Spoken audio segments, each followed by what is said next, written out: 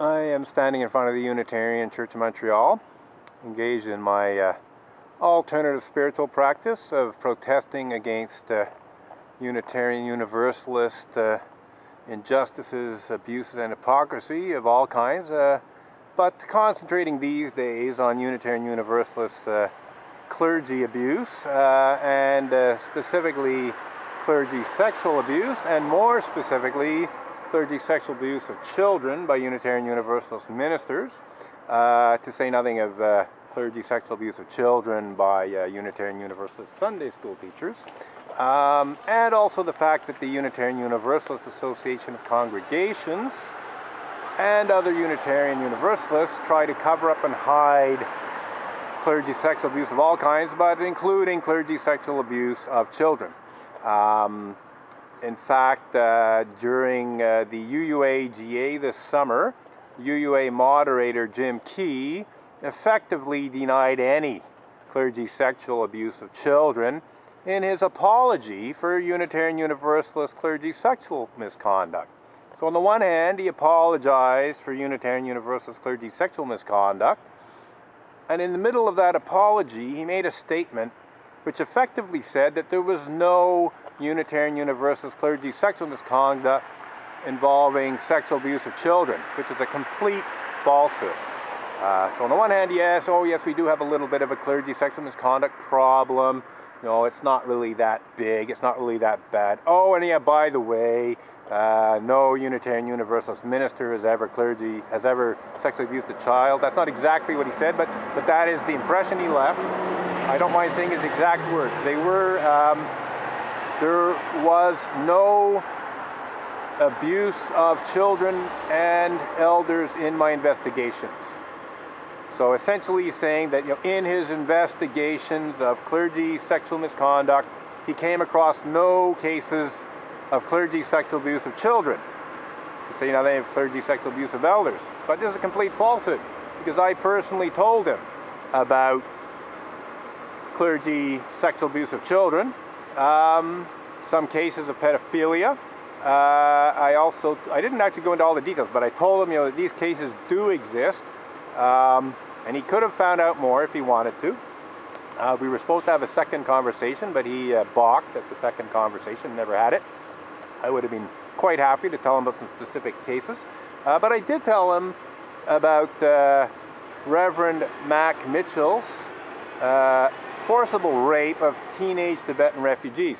Now, I guess we can quibble over whether or not teenagers are children, but considering that people today are saying, that an 18-year-old teenager is a child, people are saying, I wouldn't be surprised if certain Unitarian Universalists are saying that. If an 18-year-old African American who gets shot to death by the police is a child, as many people are saying, and as I tend not to disagree too much, then I would say that 16, 17-year-old or possibly somewhat younger teenage Tibetan refugees are children. They're certainly minors. We can quibble over whether or not they're actually children, but there's really no question that they were minors. So in every respect, Jim Key basically lied about clergy sexual abuse of children. And John Inder just came out and erased my talk slogans. He called the police. He tried to have me. He wanted the cops to get rid of me if possible. He wanted the cops to ticket me, I'm sure, if it was possible. The cops actually upheld my right to do everything that I'm doing, which is a good thing, because I do believe I'm well within my rights to do what I'm doing. And the cops, after their final discussion with John Inder, came to me, and they specifically said, I do have the right to make chalk slogans on the sidewalk, so they recognize that I do have this right within the context of a protest. But they also said that the church has a right to come out and erase these chalk slogans. And they did not want a conflict between me and church members, if and when church members actually did this. I said, don't worry. If the church wants to erase these chalk slogans that I wrote, they can do so. I will just take video of it. You know, they didn't want me talking. They didn't want me, saying anything. But I made it clear to them, well, I think I'm well within my rights to say a thing or two. It is a protest. So yes, when John Inder started erasing my words on the sidewalk, I said a thing or two to John Inder. And now I'm going to say another thing or two to John Inder, because as far as I'm concerned, he is 100% complicit in Unitarian Universalist cover-up and denial of such despicable crimes as pedophilia and rape, of clergy sexual abuse of children, to say nothing of other forms of clergy sexual abuse, clergy sexual misconduct, in erasing my chalk slogans that protest against Unitarian Universalist cover-up and denial of clergy sexual abuse of children, of such despicable crimes as pedophilia and rape. John Inder is now 100% actively complicit in Unitarian Universalist cover-up and denial of clergy sexual abuse of children, and I am going to put down a chalk slogan that makes that point 100% clear.